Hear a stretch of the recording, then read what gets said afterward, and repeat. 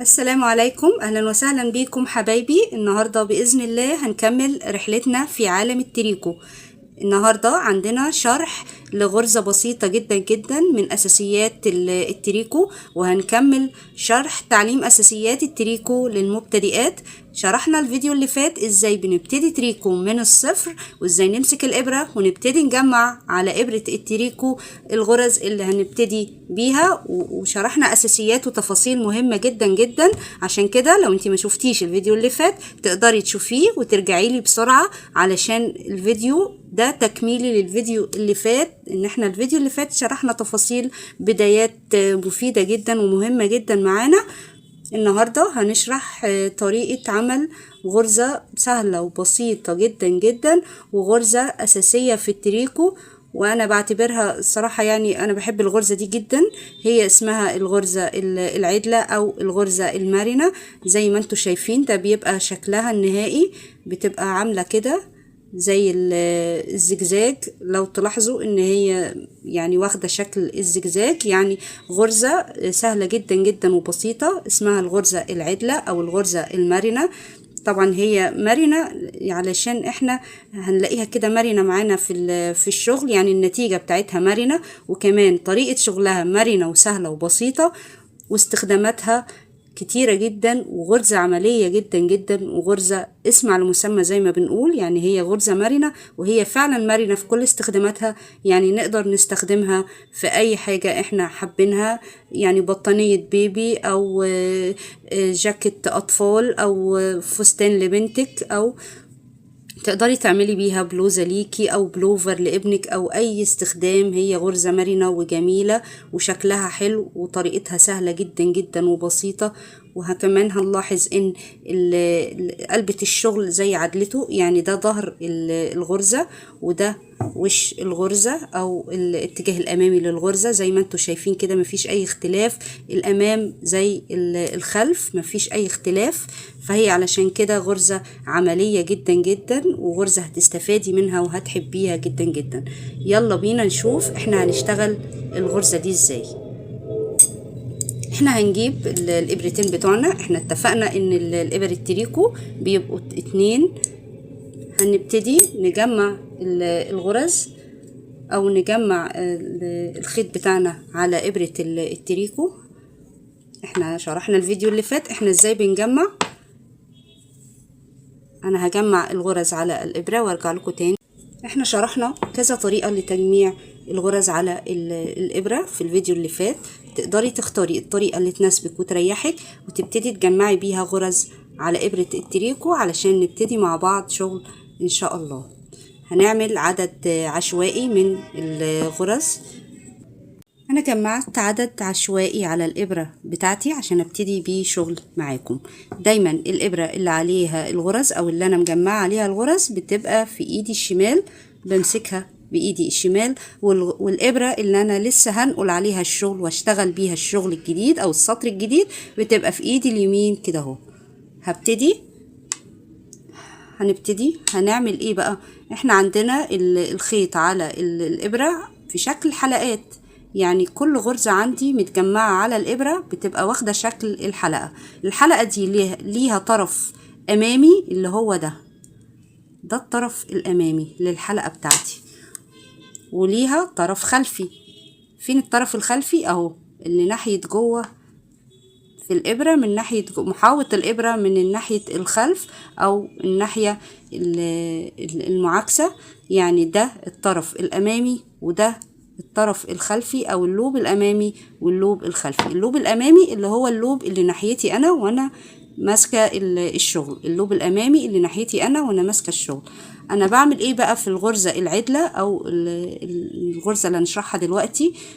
هدخل بالابره اللي على ايدي اليمين، بدخل جوه الحلقه من الناحيه الاماميه، يعني بدخل من الامام كده، وبجيب الابره اليمين تبقى دايما تحت الإبرة الشمال. يعني في الغرزة العدلة الإبرة اليمين بتبقى تحت الإبرة الشمال زي ما انتوا شايفين كده، والخيط بيبقى من تحت اهو. كل اللي عملته ان انا دخلت في الناحية الأمامية او الطرف الأمامي من الحلقة، ودخلت جواها كده بالإبرة وثبت الإبرة، خليتها تحت الإبرة الشمال بالطريقة دي. هعمل ايه بقى؟ همسك الخيط، طرف الخيط اللي متصل بالبكرة، الخيط الطويل المتصل بالبكرة هيبقى تحكمي بيه بإيدي، تحكمي فيه بإيدي اليمين. هلفه كده اهو، هجيبه من تحت وحاوط بيه الإبرة اليمين، احاوط بيه الإبرة اليمين، وهخرج بيه من جوه الدايرة اهو. خرجت بيه حلقة، عملت حلقة على الإبرة اليمين وخرجت بيها من جوه الدايرة. هعمل ايه بقى؟ هروح طالعة بيها كده من الإبرة الشمال، مفيش أي صعوبة. تاني نشرح تاني، هنروح للغرزة اللي بعد كده. احنا كده عملنا أول غرزة، هنروح للغرزة اللي بعد كده. هروح للحلقة اهي، الحلقة اللي موجودة على الإبرة الشمال. هدخل بالإبرة اليمين في الطرف الأمامي للحلقة دي، الطرف اللي ناحيتي أنا، وادخل كده من جوه. هجيبها كده اهو، هجيبها من الخلف كده، هروح داخلة كده، هخلي الإبرة اليمين تحت الإبرة الشمال بالطريقة دي، وهلف الخيط من تحت لفوق. هجيب الخيط بتاعي من تحت لفوق وحاوط بيه الإبرة اليمين واخرج بيها كده من بره الحلقة اهو. الخطوة اللي بعد كده ان انا بسلت الحلقة من على الإبرة الشمال. يعني ببساطة أي حلقة بشتغل جواها من الإبرة الشمال بسلتها على طول من بره الإبرة، هطلعها وخرجها من بره الإبرة. أنا خدت واحدة بدلها على الإبرة اليمين من جواها، فبسلتها وبخرجها بره الإبرة الشمال. ودايما في الغرزة العدلة باخد بالي إن الخيط بتاعي بيبقى دايما من الخلف، يعني ما يجيش أبدا من قدام. لازم اهم تركة في موضوع الغرزة العدلة او الغرزة المرنة بتاعتنا النهاردة، ان الخيط بتاعي اللي انا بشتغل بيه دايما بيبقى من الخلف، ما بيبقاش ابدا من الامام. يلا هنعيد تاني، هنروح للإبرة الشمال وهناخد الحلقة اللي عليها الدور، وهندخل كده جواها في الناحية الأمامية، الطرف الأمامي للحلقة دي. وهعمل ايه؟ هدخل بالإبرة اللي على ايدي اليمين وهخلي الإبرة اللي على ايدي اليمين تحت الإبرة الشمال، وهاخد لفة كده بالخيط من تحت لفوق وهخرج بيها من بره الحلقة. هعمل ايه بقى؟ اخر خطوة في الغرزة ان انا بسلت الحلقة دي من الإبرة الشمال واخرجها كده، ان انا خلاص اخدت منها الغرزة بتاعتي، واروح للخطوة اللي بعد كده. كل ده والخيط من الخلف يا حبايبي، ما ننساش الحركة دي، هو دايما هيبقى من الخلف، ان انا ما جبتوش ابدا من قدام وانا بشتغل، فهيفضل من الخلف. هروح للحلقة اللي عليها الدور والغرزة اللي بعديها، هدخل كده اهو من الطرف ده، الطرف الامامي اللي ناحيتي انا، بدخل كده جوه الحلقة كده وبخلي الإبرة اليمين تحت الإبرة الشمال، وباخد لفة من الخيط من تحت لفوق كده وبخرج بيها كده بره الحلقة بسهولة جدا، واروح سالتة بقى الحلقة اللي على الإبرة الشمال واخرج بيها. انا كده بدأت ابني عندي شغل، ولو نلاحظ ان الشغل اللي على الإبرة اليمين بدأ يكبر سطر عن الإبرة الشمال. هنعيد الكرة مرة تاني، هندخل كده جوه الغرزة جوه الحلقة من الناحية الأمامية، وناخد لفة بالخيط من تحت لفوق ونخرج بالحلقة دي، باللفة دي هنخرج بيها ونسلت الحلقة من على الإبرة الشمال ببساطة جدا وبسهولة جدا، مفيش أي مشكلة ولا أي صعوبة. هي غرزة مرنة وجميلة وسهلة وما فيهاش أي تفاصيل، ولا بنبدل ولا بنغير. هنروح للغرزة اللي بعديها، هندخل كده اهو من تحت هندي لفة بالخيط كده، نحوط بيه الإبرة اللي على ايدنا اليمين اللي دخلنا بيها، ونخرج باللفة دي بره الحلقة اللي على الإبرة الشمال، ونروح نسلت بقى ايه الحلقة اللي على الإبرة الشمال. احنا اخدنا منها غرزة وعملنا غرزة جديدة، فبنخرجها بره الإبرة الشمال وبنشتغل اللي بعديها اهو. بنلف كده وبنخرج كده اهو اهو تاني اهو، لفة ونخرج ونسلت، ندخل كده ولفة ونخرج ونسلت، ندخل كده ولفة ونخرج ونسلت، ندخل كده ناخد لفة من تحت لفوق ونخرج بيها ونسلت الغرزة اللي اخدنا منها اللف. دي اخر غرزة على الابرة معايا، وكده يبقى خلاص احنا كده خلصنا السطر الاول من الغرزة العدلة او الغرزة المرنة. شايفين السهولة؟ مفيش اي حاجة صعبة، مفيش ابسط من كده يا جماعة والله.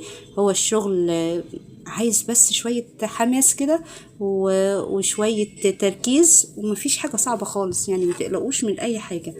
يلا نشوف السطر اللي بعده. السطر اللي بعده هيبقى هو السطر الاول، تكرار للسطر الاول، مفيش اي حاجة. بيبقى الخيط عندنا كده اهو من ناحية الخلف. هنبتدي ناخد اول غرزة وندخل في اول حلقة عندي بنفس الطريقة من الطرف الامامي. بدخل كده، بتبقى الحلقة عندي كده اهو فيها الابرتين، باخد اللفة على الابرة اليمين وبخرج باللفة وبسلت الغرزة من على الابرة الشمال، والخيط دايما من الخلف. باخد اللي بعديها، بدخل في الحلقة كده واخلي الابرتين جوه الحلقة، اخد اللفة بتاعتي وبخرج بيها بالابرة اليمين وبسلت الحلقة دي من على الابرة الشمال، وهكذا اهو بكرر نفس الطريقة ونفس التركاية، مفيش اي جديد او اي تغيير اهو لحد ما اخلص السطر بتاعي. وده شكل الشغل بتاعي بعد ما اشتغلت كذا سطر، وشكل الغرزة بتاعتي بعد ما اشتغلت عدد من الاسطر بنفس الطريقة، ما بنغيرش حاجة. هتديكي النتيجة دي نتيجة مرنة ونتيجة شكلها جميل، شكلها حلو قوي. ان شاء الله الفيديو اللي جاي هنقدم غرزة جديدة وطريقة جديدة من طرق التريكو. التريكو ممتع جدا يا جماعة، واللي بيدمن التريكو ما بيقدرش يستغنى عنه، لانه شغل راقي كده وجميل وبيدي نتيجة هايلة زي الجاهز بالظبط. ما تفرقهوش عن الجاهز. اللي يفرقه عن الجاهز ان هو شغل ايديكي وان هو فيه لمساتك الخاصة. يا رب تكونوا استمتعتوا. ما تنسوش اللايك والسبسكرايب، وشرفتوني في قناة خيط وغرزة، ومستنية تعليقاتكم ويسعدني استفساركم عن اي حاجة. والسلام عليكم ورحمة الله وبركاته.